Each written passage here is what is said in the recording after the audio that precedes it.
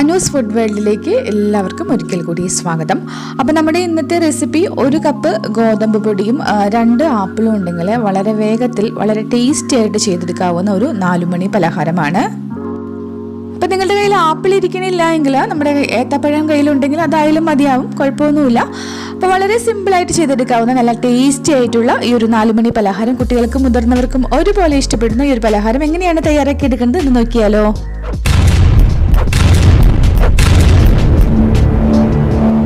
അതിനായിട്ട് ഞാനിവിടെ 2 ആപ്പിൾ ഇതുപോലെ ചെറുതായിട്ട് കട്ട് ചെയ്ത് അതിൽ നിന്ന് മാറ്റി വയ്ക്കുന്നുണ്ട്. ഇനി നമുക്കൊരു പാത്രത്തിലേക്ക് 1 കപ്പ് ഗോതമ്പ് പൊടി ഇട്ട് കൊടുക്കാം. നമുക്കിതിലേക്ക് 1/4 ടീസ്പൂൺ ഉപ്പും കൂടി ചേർത്തിട്ട് നന്നായിട്ടൊന്ന് ഇളക്കി കൊടുക്കാം. ഇനി നമുക്കിതിലേക്ക് 1 ടേബിൾ സ്പൂൺ നെയ്യ് ചേർത്ത് കൊടുത്തിട്ട് ഒന്ന് ഇളക്കിയെടുക്കണം. ഇനി കുറേശ്ശെ വെള്ളം ഒഴിച്ചു കൊടുത്തിട്ട് ചപ്പാത്തി മാവിൻ്റെ ഒരു പരുവത്തിലൊന്ന് കുഴച്ചെടുക്കാം. നമ്മൾ കുഴച്ചെടുത്ത മാവ് ഒന്ന് അടച്ചൊന്ന് മാറ്റി വയ്ക്കാം. ഈ സമയത്ത് നമുക്ക് ഇതിലേക്കുള്ള ഫില്ലിങ്സ് ഒന്ന് തയ്യാറാക്കി എടുക്കാം. ഇതിനായിട്ട് ഞാനൊരു പാനിലേക്ക് 1 ടേബിൾ സ്പൂൺ നെയ്യ് ഒഴിച്ചു കൊടുക്കുകയാണ്. അപ്പം നെയ്യൊന്ന് ചൂടായിട്ട് വരുമ്പം ഇതിലേക്ക് 2 ആപ്പിൾ കട്ട് ചെയ്ത് വെച്ച് നമുക്ക് ഇട്ട് കൊടുത്ത് 1 മിനിറ്റ് സമയം നന്നായിട്ടൊന്ന് വഴറ്റിയെടുക്കാം.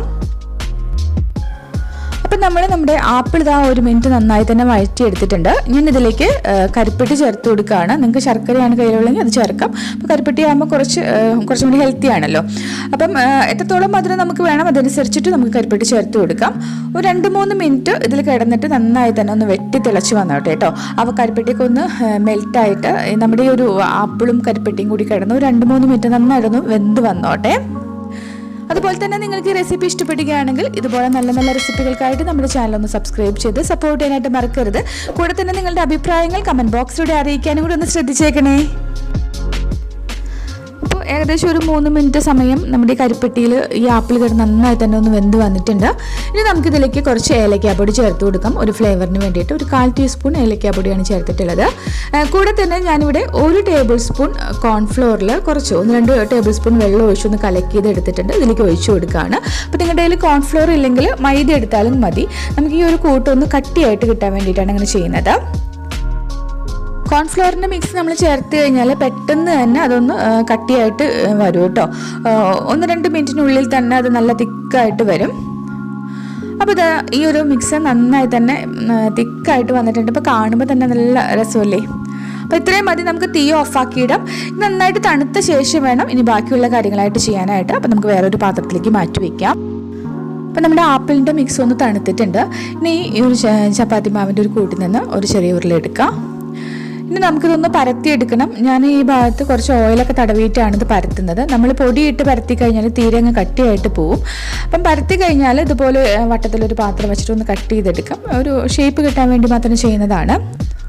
ഇനി നമുക്കിതിൻ്റെ നടുവിലേക്ക് ഇതുപോലെ 1 സ്പൂൺ ഈ ഒരു കൂട്ട് വെച്ച് കൊടുക്കാം.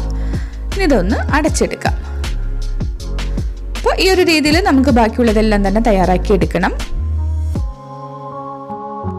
ഇനി നമുക്കിതൊന്ന് ആവി കയറ്റി എടുക്കണം. അപ്പം ഞാനിവിടെ ഇഡലി തട്ടിൽ വെള്ളം ഒന്ന് തിളയ്ക്കാൻ വെച്ചിട്ടുണ്ടായിരുന്നു. ഞാനിതിലേക്ക് ഒരു വാഴയില ഇതുപോലെ ഒന്ന് ഇറക്കി വെക്കുന്നുണ്ട്. അപ്പോൾ കുറച്ച് ഓയിലൊക്കെ തടവിയിട്ടാണ് വെക്കണേ കേട്ടോ. ഇനി നമ്മൾ ഉണ്ടാക്കിയിട്ടുള്ള ഈ ഒരു പലഹാരം ഇതിലേക്ക് ഇറക്കി വെച്ച് കൊടുക്കാം. ഇനി അടച്ച് വെച്ചിട്ട് ഒരു 10 മിനിറ്റ് നമുക്കൊന്ന് ആവി കയറ്റി എടുക്കാം കേട്ടോ. അപ്പോൾ ഇതാ നമ്മുടെ പലഹാരം ഇവിടെ റെഡി ആയിട്ടുണ്ട്. ഉള്ളൊക്കെ നല്ല എന്താ പറയുക, വായിൽ വെള്ളം വരുന്ന തരത്തിലുള്ള ഒരു പലഹാരമാണ്. കൂട്ടുകാരെല്ലാവരും തയ്യാറാക്കി നോക്കണം. അപ്പോൾ അടുത്ത ദിവസം നല്ലൊരു റെസിപ്പിയുമായിട്ട് വേഗം വരാം കേട്ടോ. Thank you.